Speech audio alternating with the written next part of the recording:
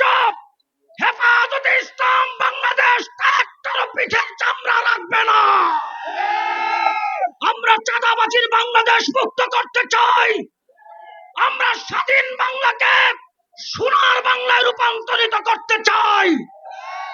এজন্য হেফাজতে ইসলাম বাংলাদেশ পাড়ায় পাড়ায় মহল্লায় মহল্লায় ঘাঁটি হবে, পাড়ায় পাড়ায় কমিটি হবে, মহল্লায় মহল্লায় কমিটি হবে।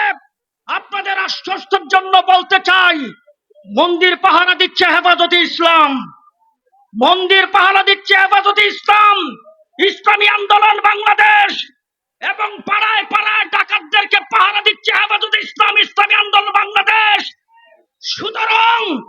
সুতরাং একটি কথা বলতে চাই, হেফাজতে ইসলামকে মাইনাস করে আগামীর বাংলা যদি স্বপ্ন দেখো, তোমরা এই স্বপ্ন ভুলে যাও। আগামীর ইসলামের ইসলাম হবে বাংলাদেশের, হেফাজতে ইসলামের বাংলাদেশ।